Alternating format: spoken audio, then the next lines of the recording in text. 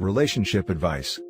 Update: I agreed to be a surrogate for my sister and her husband, but I'm regretting it now. Original story.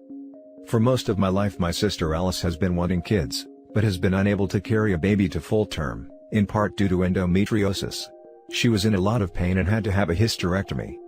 Alice and her husband Ben have fostered 5 children and have adopted 2 children with autism, and are great parents.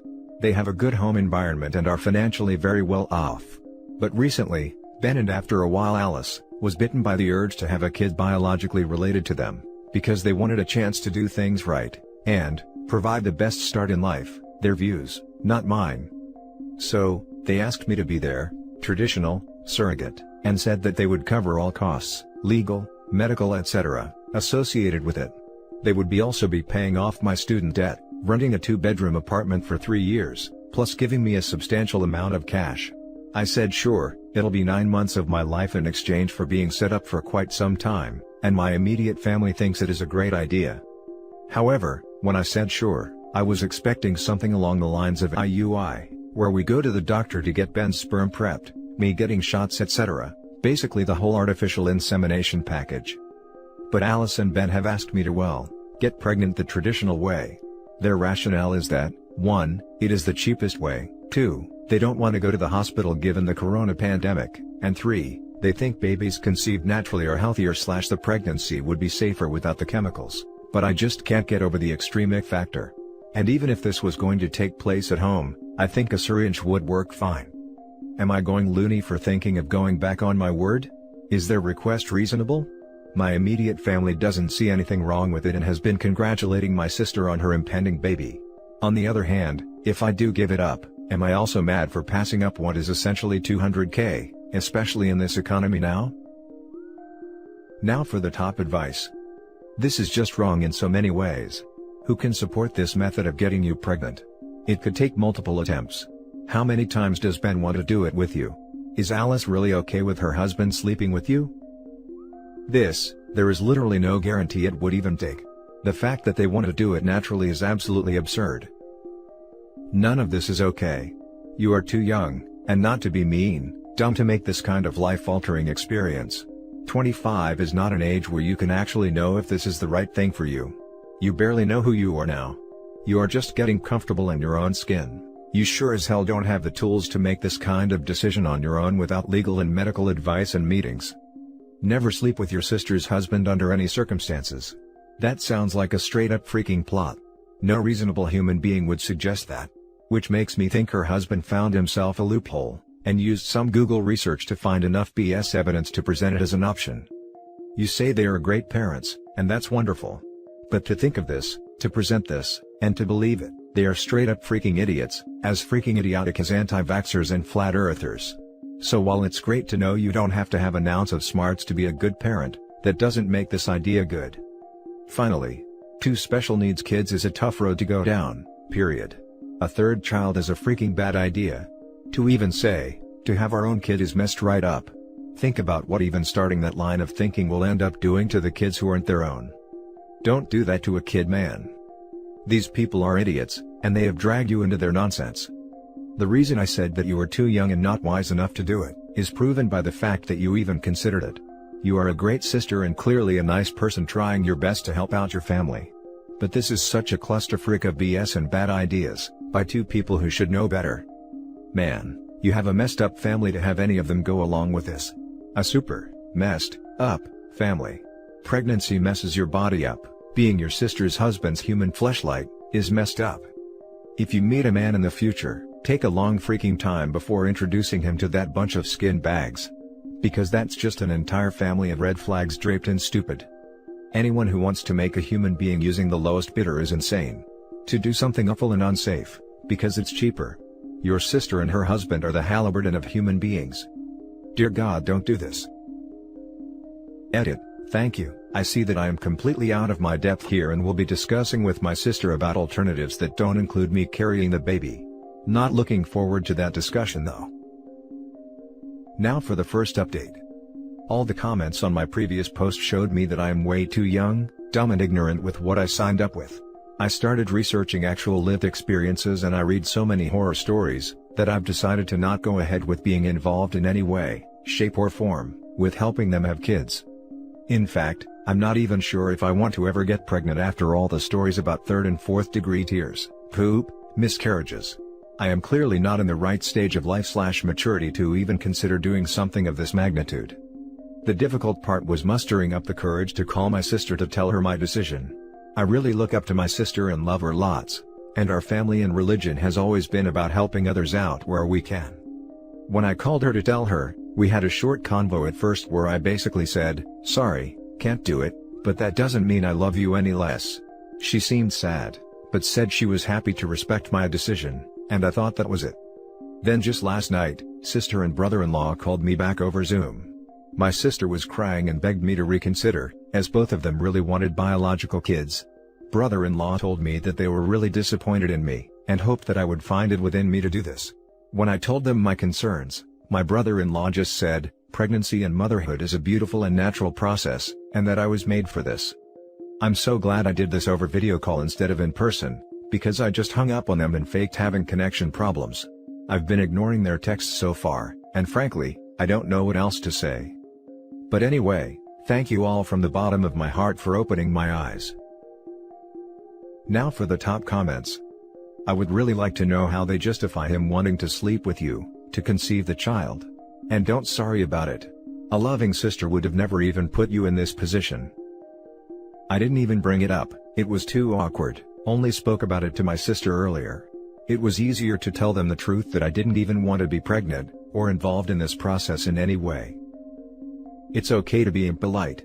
Saying that you aren't going to sleep with your sister's husband for up to a year, several times a month, is absolutely okay to say directly to both of them.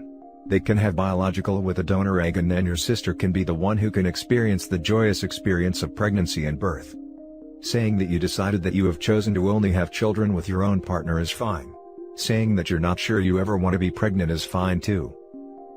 It almost makes me wonder how much the husband was behind all of this, manipulating the wife and her inability to carry a baby, as a way to sleep with her sister. It's so beyond creepy. I've been ignoring their texts so far and frankly I don't know what else to say. I really don't know what else to say. My decision is final. I wish you luck in figuring something out, but I'm not discussing this any further. If that doesn't work, maybe send your sister a message, telling her this whole thing has creeped you out, and she should find another way to get in contact with you if she needs help, and then put them both on mute if that's the only way to stop the texts.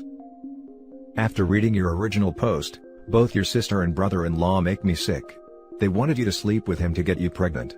What if it didn't work the first time? You would have essentially be on call to screw your brother-in-law at least every month until he knocked you up. That's so disgusting, and I'm sad for you that your family thought it was a great idea. I'm glad you backed out, though. I find it suspicious that the sister was fine with it to begin with, but then comes back with the brother-in-law, and is crying and asking her to reconsider. The brother-in-law is giving me creepy vibes. Now for the final update. Leaving for the airport in a few hours to move across the country and I can't sleep. I plan to slowly phase out contact with my family and community, even though I love the people in their lots. Long story short, I went over to Alice and Ben's house to visit their kids in May. While there, they asked me in person to reconsider my decision. Sometime during this, Ben started kissing and touching me. I let him. I know typing this out makes me seem dumb for going over, and weak, because I was. But I just froze and it was very difficult to say no in the moment, especially with my sister crying and Ben having quite a presence in person. Trust me, I have replayed the scenario so many times in my head wishing I was stronger in that moment. Luckily that was the extent of it, and I was able to leave shortly after, because I don't know what I would have done otherwise. I also received surprisingly no support from my parents or my bishop regarding my earlier decision. I didn't tell anyone the recent event. I don't think they knew what Alice and Ben were asking me exactly, and I didn't bring it up either. I was already sort of an outsider for not really conforming to the usual lifestyle of being married with kids, but this still shocked me. All these things combined, made me reevaluate my life. Working from home and having this much time alone has also given me a lot of time to think about things. I fell down the rabbit hole of reading stories of people who also left the church, and I want that life for me.